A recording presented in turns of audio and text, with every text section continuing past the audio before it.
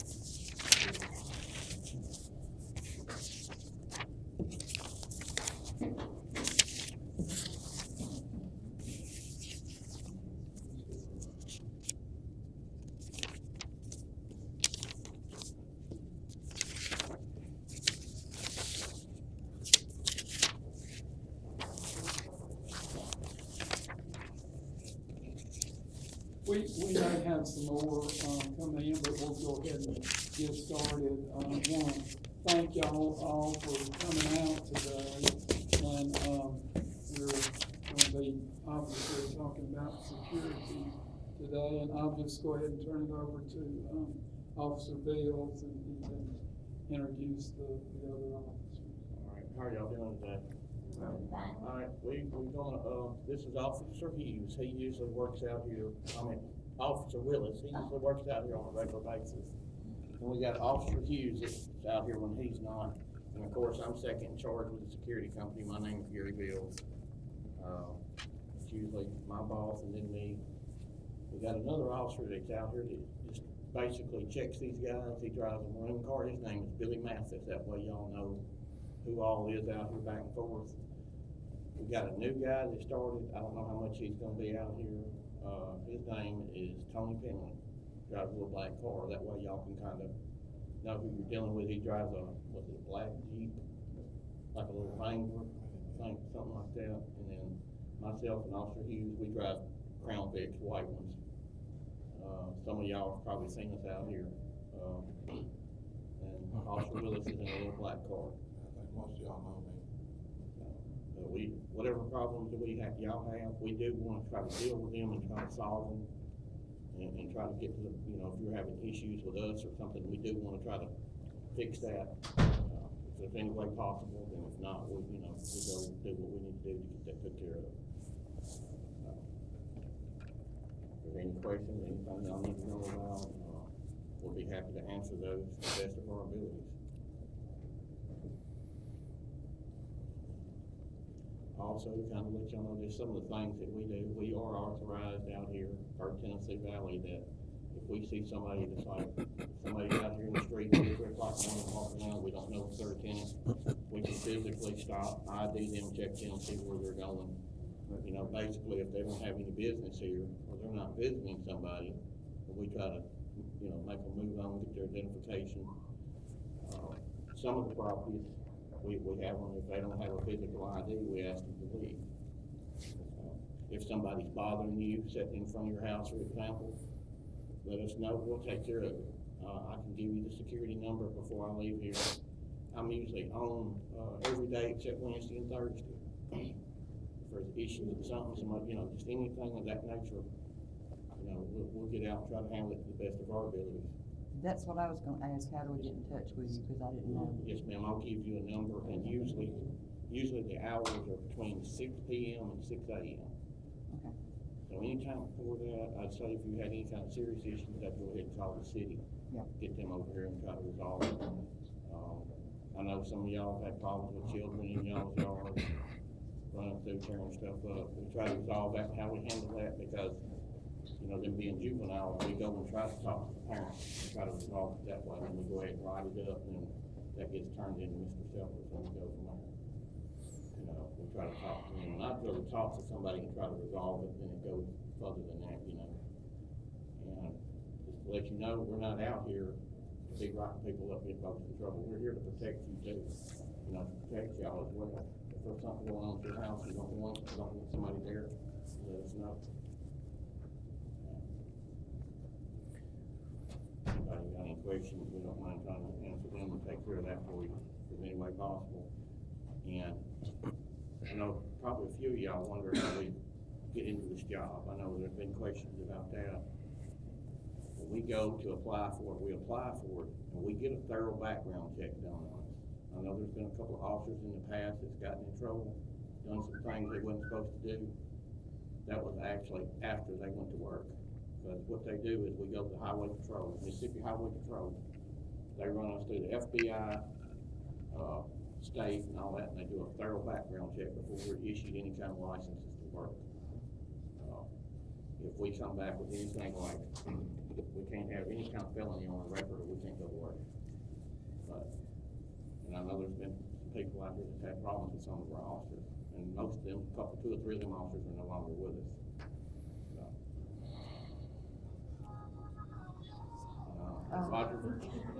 Roger Voyels is still the main man that owns it, and he's coming up with another system to do, not just to do the checks that they're doing now. He's gonna start doing stuff too before he hires them in, so maybe that'll resolve some of the issues that some of y'all have had. If we have company and the driveway is full, and they park on the side of the road? That's the only time that they'll allow us to let y'all do that. If your driveway is full, if you got a parking outside your driveway, that's fine. What I try to tell people, just make sure when you park it out on the road that you're not blocking somebody else's driveway, so if they go pull out or something, they don't hit your vehicle or cause an accident. We usually look for 3 vehicles in a driveway before they park on the side of the street. Usually 3. Usually 3. I mean, there is some circumstances, like if you have something in the driveway blocking from getting 3 vehicles in the driveway, then it's fine. And the reason we kind of instilled the deal with the streets and them being out in the streets is because in the past, I think a few years back, we've had people park out in the street and it caused accidents. I was involved one where a lady had parked her car and this car come around, didn't see her car and hit her car. Caused an accident. I think that car went. I think somebody got hurt out of it. I think she got hurt, but anyway, she was in her car in the street, and that's basically what it is. And a lot of the stuff we do, all we basically do is over here is we try to, to take care of the rules and regulations that Tennessee Valley has set forth. So it's not nothing that we make, it's something that we have to take care of for them to do our job, And like I said, the company, if it's somebody we don't know, we're authorized to check that. If there's a vehicle broke down, really, they want them in running condition.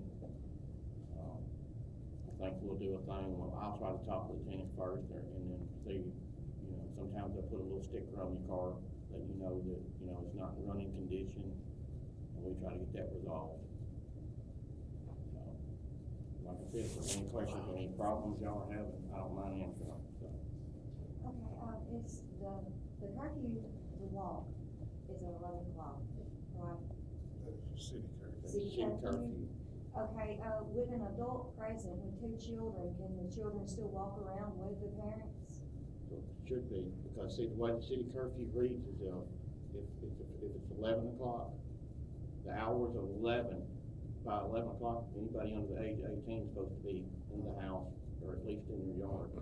Now, I'm just quoting city curfew. City curfew, if you're out with an adult, then there's really not a lot we can say. But the other problem we have been having, and we want to resolve that too, is be a crowd of people right in the middle of the road, and, you know, you've got tenants out here trying to drive around and get to their home, and you've got people crowded up the road, and that's, Yeah, I've noticed that because I had to take my dad to the hospital one night, and I had to go back up there and pick him up around 12 o'clock, and there was just a whole bunch of kids right there in the middle of the road, and I didn't really want to hit them. right, and that is a safety hazard, because if you don't watch it, if your parents is not watching, and they get out in the road and get run over, then, you know, we have another problem that we have to solve, so.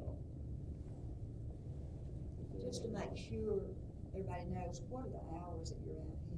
We're here from 6 p.m. to 6 a.m. except on Wednesdays. Wednesdays, we're here from 3 p.m. to 3 a.m. because we have a meeting up here with management. And basically, they just come up and go over issues we're having with things out here. The officer that usually meets with Mr. Sellers is Mr. Willis here. But it's just usually on Wednesdays when we're here earlier. But the rest of the week is 6 p. to 6 a. In other words, if somebody has organized company, then you're going to know it. Basically, in some cases, now there's been some cases somebody might bring somebody in, and if they do it before we come on, and then they leave after we go off, sometimes we don't see them. Or that person may not come out or do whatever. And I think under the rules, you're allowed to have company, I believe. Now, some of this has changed, I think it's 14 days, is it not? Mr. Sellers, right? Yeah, 14 days in a row. Right. 30 total days in a 12-month. It's supposed to be also with permission, Right. written permission. Or is it okay? That's in the lease, that is permission. Yeah, I don't Isn't believe, that right? I believe if they stay past that point, then there has to be, you know, some arrangements made.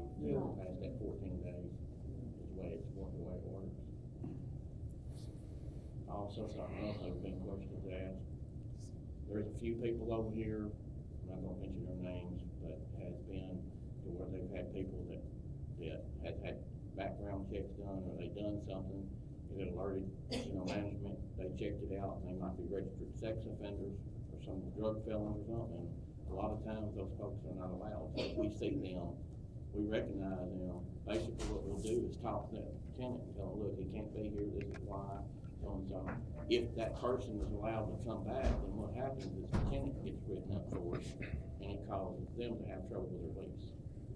So basically, if you got somebody at your house, you're responsible for your guest. You know, and it's just the rules that Tennessee Valley and HUD and RAD that they've got set forth. You know, What if you tell them that, they ain't allowed to come to your house and they still get caught over it? well, then we need to go over there and try to get them resolved and make them leave, and if they don't leave, then we go from there. Okay. That's what we try to do, and like, I try to tell my officers, if it's something we can talk to the tenant about and try to resolve, you know, the problem, I'd rather do that, than do a whole bunch of paperwork on something. If we can resolve it, if we can get it resolved, it's better. Cause you know nobody wants to lose their home. Exactly, because some of that stuff, like having a convicted felon, especially a sex offender or something, it's a possibility that you could lose your lease over it. You know, if we talk to them and they still continue to stay there. We can get the city over there and have them removed, and like I said, a lot of times there's some people we don't see, they're in the house, they don't come out, they know the hours we work, and they won't come out while we're here, so we have had those issues, you know. I think you probably got more of those issues than you really know about. I'm sure there's probably still a few more over here, we just have to, it's a pretty good sized subdivision, so sometimes we will miss, and, you know, sometimes we'll pick up on pretty quick, and we do talk to some of the tenants. There is a rule, we're not supposed to fraternize in our handbook. Now, some of the tenants will talk to us, but I always take this thing on that deal. Let's say, if a tenant's having a problem with another tenant, I try to get to both sides of the story to be fair, you know. And I'm gonna be honest with you, some of the best information we get is for some of these tenants to come and tell us, look, we're having a problem over here on Beechwood. This subject's there, it's causing trouble. That kind of gives us, you know, people give us tips, that helps us to do our job better sometimes. getting to know your tenants is probably your best way to That's keep this exactly place under right. control. That's exactly right. On I'd rather be that way. I'd rather get to know the tenants one-on-one basis. That way they can kind of see what kind of personnel they're dealing with, you know. And then that number I'm gonna give y'all before you leave. If I'm working, like I said, on the days I don't work Wednesday, Thursday, and you have a problem with one of my officers or there's something going on, let me know. We'll try to resolve it. We will resolve it, basically. If there's anything that y'all got any questions or anything, that's fine. What about people that, you know, like in your yard, with lights and it comes down the side of your car? I've had mirrors missing from my car, and I mean, just dents and knocks from kids playing, from coming in your yard riding bikes, so. We have had that issue before. I remember the time that your mirror got knocked out your car. What we try to do is we go and we try to talk to parents and write it up at that point and go from there, and then we turn that in. With them being juveniles, like I said earlier, there's only so many steps that we can take care of. I don't know if getting the city involved would help. It might, you know, and do a report and maybe go from there. But most of the time we try to turn the reports in and we try to talk to children, but we mainly want to talk to the adults. Because what that boils down to is the adults are not watching their children, and they're out here and getting into mischief and tearing stuff up. Well, that becomes a problem. We need to try to get that resolved, you know. And like I tell everybody, if you don't want somebody in your yard, you got the right to tell them, I don't want you in my yard, you know, because you pay rent there and stuff. And it's something that we may have to address with Mr. Sellers again about the children. But by them, you know, we can only do so much. But we do try to take care of it in a timely manner. If you call, we'll come and try to assist. But like I said, it's kind of difficult with being children. We do go talk to the parents and tell them, you know, you're gonna have to keep an eye on your children. This lady here at number 80, for example, she don't want your kids in the yard. Someone gets upset. You know. But that might be something that Mr. Sellers might be able to address too. So once we turn it over to him, then we, you know, it's out of our hands at that point. You know, but this becomes a constant problem all the time. And there's been sometimes we'll see them walking through somebody's yard, we try to tell them, you know, walk around. Right. You know, but when we're on this side, sometimes they know what we're doing, they're on the other side in the mischief, because I've seen it happen. And this, like I said, this is a big community, these houses, there's a lot of them for one officer to cover. Yeah. Put more eyes on you and you can see. Well, yeah, and I'm gonna tell you, there's folks that watch us too. I mean, and actually, when we're in this uniform, we're supposed to represent this company. You know, you're supposed to be professional about everything. But still yet, you know, everybody's out here just living. Right. Everybody's trying to live in a peaceful environment. That's another thing. We have some forms. I don't know if many of y'all know about it, but we have, it is, the job can actually fill out, which is a complaint form that can be turned in. Like if there's something, you know, that viable to you, living in peaceful and people, you know, you can fill those out. We'll actually give you one of those. You fill that out and you put in there basically what's going on, and then we do a report on top of it, and that gets turned in. Well, what do you do if you report, like the children doing that, and you talk to the parents, and the parents get mad because you report them and the children get worse? The only thing, like I said, we can do is, keep on, call the city out here and do a report, but what we do is, we turn that over to Mr. Sellers, and Mr. Sellers has to handle it on that end. You know, sometimes he'll send a letter out, you know, have them come in and talk to them about it, what they normally do, try to counsel with them. And then, you know, if we have a couple of problem areas, we try to watch out for, you know. But like I said, with being children, you know, it's different than dealing with an adult. Yeah. You know, and that's another reason, really seriously, after dark, the children shouldn't be outside roaming the streets, you know, past that 11 o'clock curfew. But if they're out there, some of them, I know there's some out here, I've seen some of them out here past that time, 2 or 3 o'clock. 2 or 3 o'clock in the morning. They don't need to be. We're gonna have to start addressing that again too with parents, because here about 4 years ago or longer, I was out here, I come here to check on one of my officers. Matter of fact, it was a meeting night, about 3 a.m. in the morning, there was a little 5-year-old boy walking around Beechwood.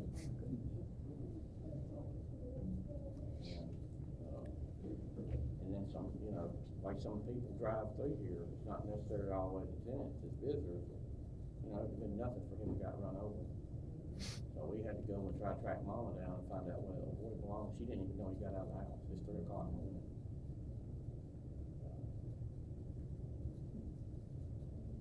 That's, we just try to handle it that way, and on that one, we let Mr. Silver handle it on the other side. If he's got something we need to do, he usually lets us know, we'll go from there.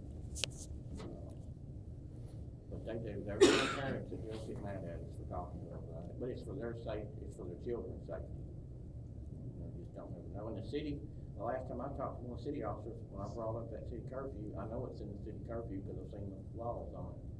Oh, we don't, one guy told me, we don't have a city curfew, it's in the, you know, state laws and stuff.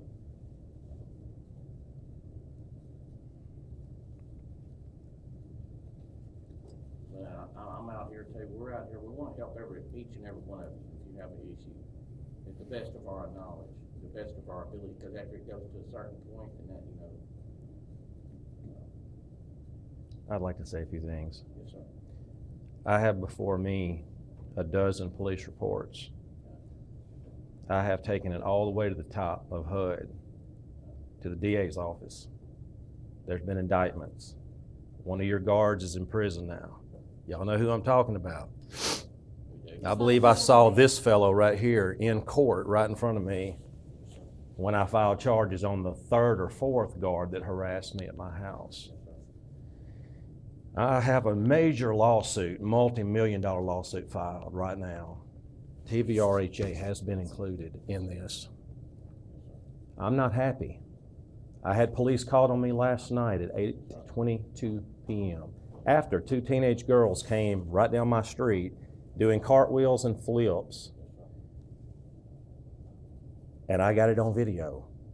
And then they giggling and saying, you know, Elvis this, and they leave. And 10 minutes later, 2 police come to my house. And I'm not bothering anybody, I'm sitting in front of a fire. And the police officer they all know me. I know 12 by name. I've dealt with him for 3 years.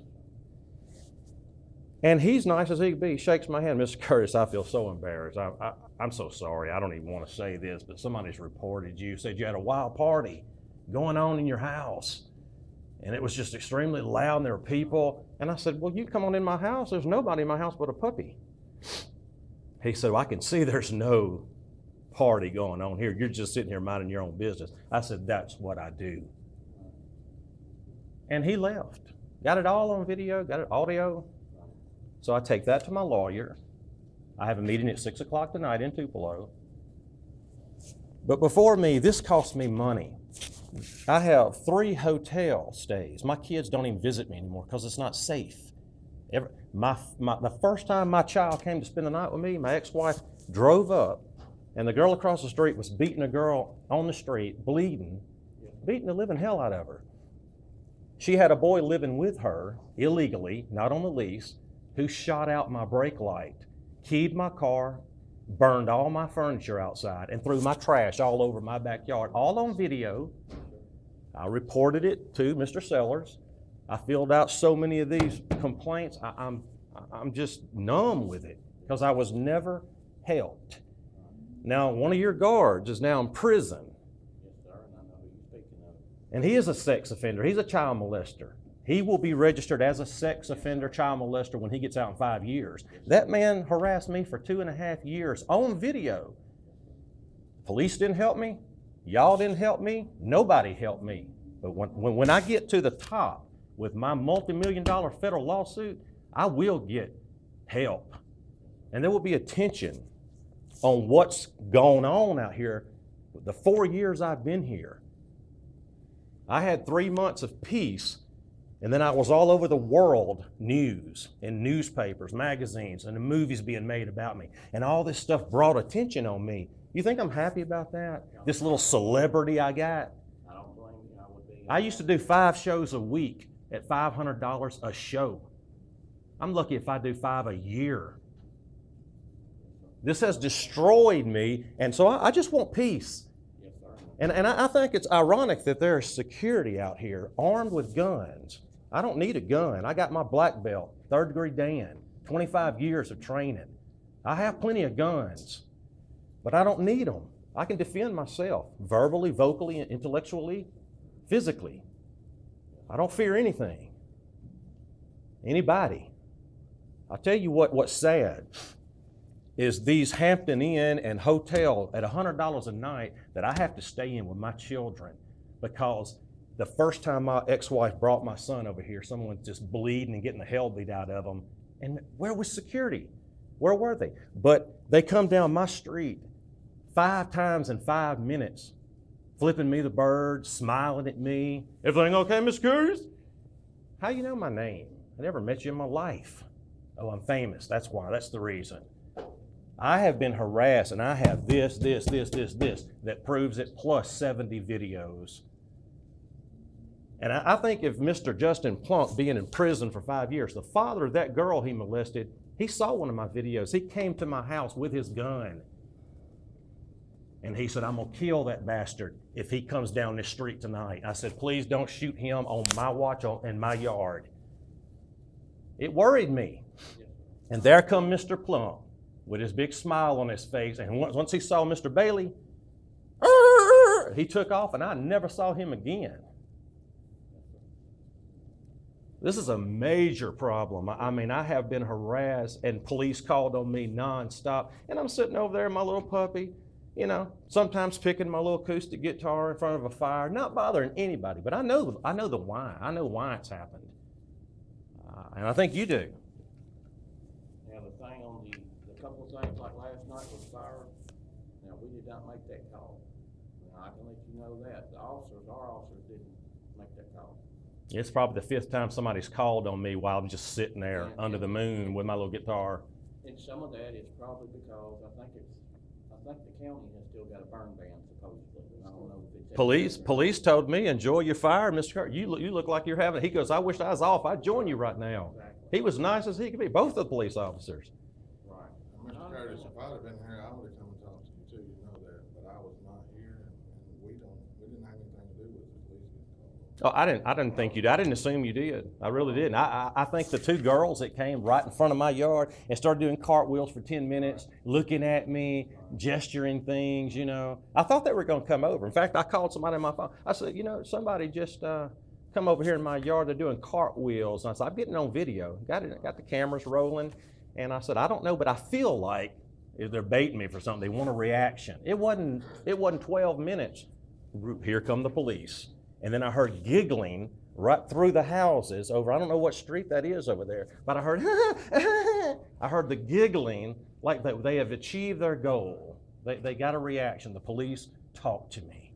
But they were nice as they could be. They said, enjoy your night. Well, you know, it's like with the deal with some of the stuff, like, I think at one time you had a vehicle that sat in front of the house. I think me and you had talked about it. Anytime you have trouble like that, you call us. We will. If I'm working, I'm on shift. I would personally come over there and try to handle it. Okay, that night the police failed me. And I talked to Lieutenant Brad Bishop yesterday about this. Yes, sir. And I filed a report on this police officer. He brought in my federal lawsuit now. Here's what the police officer told me. When the vehicle sat in my driveway, and I had just finished an interview with a film director in New Zealand, and I just told him, I said, you know, it's Friday night. It's 9:30. I bet you somebody's going to mess with me tonight. He goes, maybe we should keep the cameras rolling. I said, well, no, it's good talking to you. I talked to him 2 hours on live feed interview going into New Zealand. I walk up to my screen door, and here's this gold SUV. Find out later that his name is Josh, they say. I don't know Josh. He's 10 minutes in my driveway. Rolls down his window a little bit, looks at me, rolls it back up, turns off his lights, turns it back on, inches up 2 inches. I get it all on video. I have a third party from the internet, my laptop right there. I said, call the police right now while I'm filming this.